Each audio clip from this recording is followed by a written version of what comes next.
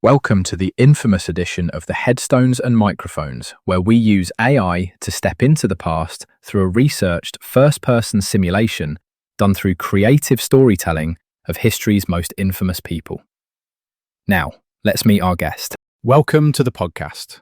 Let's start at the absolute beginning, where the public narrative hasn't yet distorted who you were. When and where were you born, and what was your given name? I was born on October 1st, 1951 in Topeka, Kansas. My given name was Anthony Joe LaRette Jr. What was your hometown and home life like as a child? I grew up as an only child to my parents, Gertrude and Anthony LaRette Sr. My early home life was severely complicated by physical trauma. When I was just 5 or 6 years old, I grabbed an ungrounded trailer hitch and suffered a massive electrical shock that knocked me completely unconscious and knocked out several of my teeth. Then, when I was around 8 or 9, I was struck on the left side of my head with a baseball bat, which left me unconscious for an hour and a half. Those head injuries changed everything about my development and my behavior. Was there a story behind your name or a nickname that stuck with you? Later in life, when I was drifting and committing crimes across different states, I used the alias Mike Watson to check into motels and hide my real identity from the law. What were you like as a child, and how many years of schooling did you actually attend? As a child, I struggled heavily in school. I had severe learning difficulties, including dyslexia and major deficits when it came to spelling and calculation. Following my childhood head injuries, I developed abnormal and aggressive behaviors, suffered from severe bedwetting until I was 16, and began experiencing intense auditory hallucinations just before I went to sleep. Was there a specific moment when you realized you were fundamentally different from everyone else? It was during my childhood, after those accidents. I started experiencing terrifying blackout spells. I would frequently experience brief auditory hallucinations, hearing the word Burma shave repeatedly chanted to me. And then I would suddenly wake up and realize I was completely lost, frightened, and scared, sometimes as far as 25 miles away from my home with no memory of how I got there. Doctors later mapped my brain and diagnosed me with psychomotor epilepsy and left temporal lobe seizure disorder. What's a decision that changed everything for you, but felt small at the time? In 1977, I made the decision to leave a mental health facility unauthorized and completely stop taking my prescribed anti-seizure medication, Myceline. Without the medication keeping my temporal lobe seizures and post-ictal confusion in check, my stability deteriorated rapidly, and I turned heavily to drug abuse. Let's talk about your early run-ins with the law. Before the world knew your name for your most infamous actions, what was your very first arrest or interaction with law enforcement, and what were the consequences?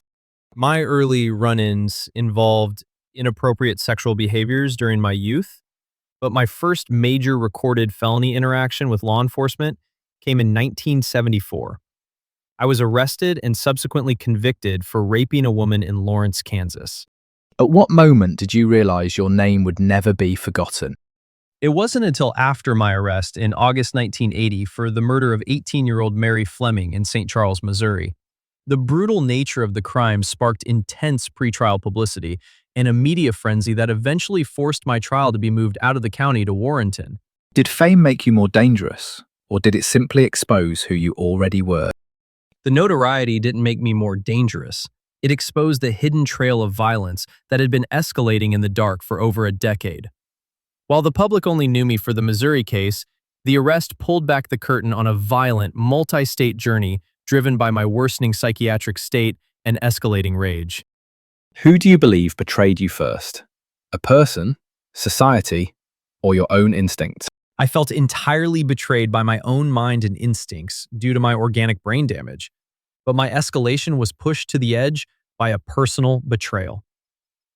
In 1980, on my wedding anniversary, I walked into my home and found my second wife in bed with another man.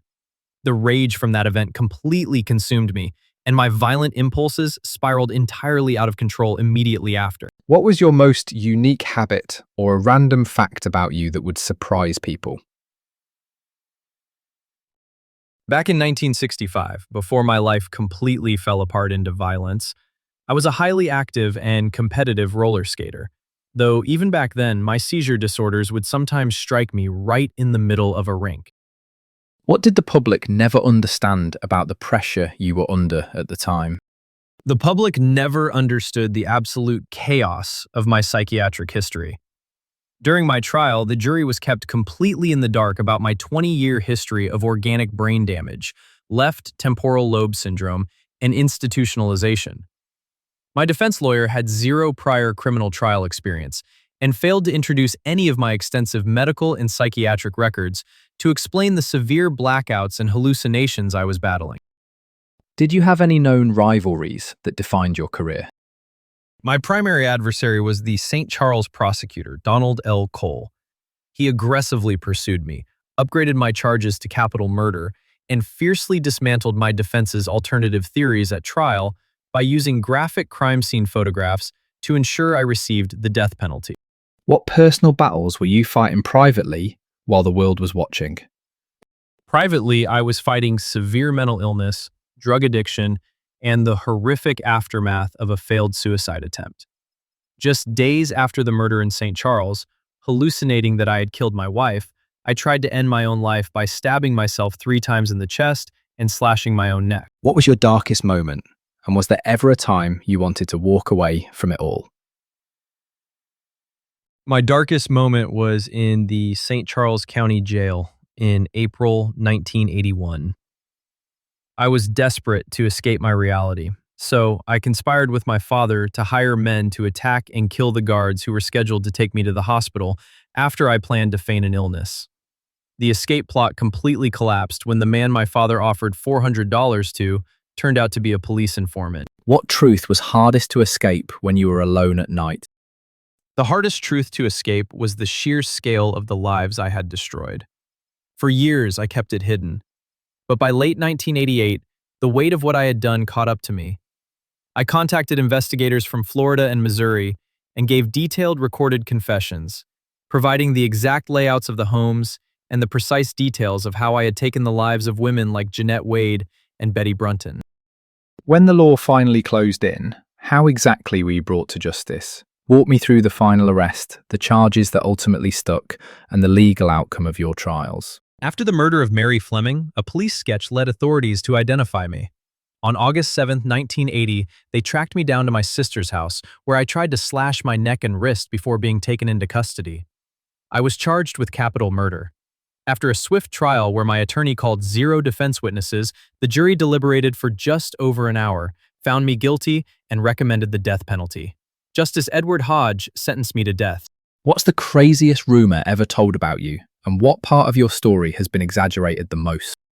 During my trial, my defense team tried to float a story that I was merely an accomplice to a mysterious male hitchhiker who was the actual killer, and that I had only killed the victim by accident. The prosecutor easily exposed these stories as completely fabricated, conflicting myths. What is the biggest misconception people have about your life? The biggest misconception was that I was a calculated, clear-minded monster acting with full competence.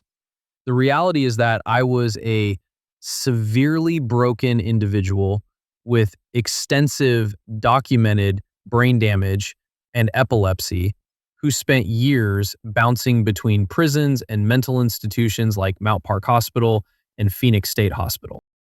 What would surprise people most about your ordinary human side? People might be surprised to know that I briefly tried to live a structured, ordinary life. I joined the U.S. Army in 1968 to serve my country, though I was ultimately discharged very quickly once the military realized the severity of my mental illness. When, where, and how did you pass away? I passed away on November 29, 1995, at the Potosi Correctional Center in Missouri. My life was ended by the state via lethal injection.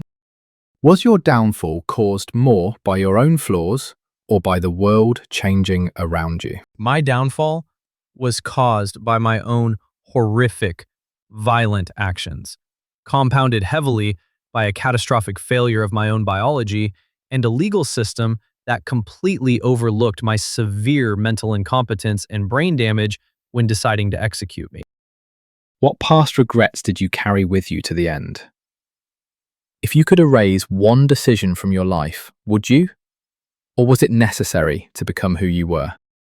In the final years leading to my execution, I carried massive regret for the families of my victims. I tried to clear my conscience by confessing to 31 murders across 11 states, helping authorities successfully close 15 unsolved cold cases to provide some semblance of answers to the families I devastated. What scared you more? Getting caught? Losing power? Or being forgotten? Near the end, what scared me most was leaving the world without answering for the full scope of my actions, which is why I spent my final years on death row opening up to detectives, to confess to dozens of unsolved crimes. When you look back now, do you see yourself as the villain, the hero, or something in between? I look back knowing I was a villain who brought immense tragedy to innocent people, though I spent my final days trying to cooperate with the law to at least bring truth to the chaos I left behind. Do you have any closing remarks about the interview or the stories you shared that you would like to share with the listeners before we sign off? I just hope that by finally laying out the truth of my actions and the reality of my broken mind, it brings some closure to the past and shows how critical it is to address severe mental trauma before it destroys lives. And that wraps up another conversation from Beyond the Grave. Thanks for joining us on the Headstones and Microphones podcast.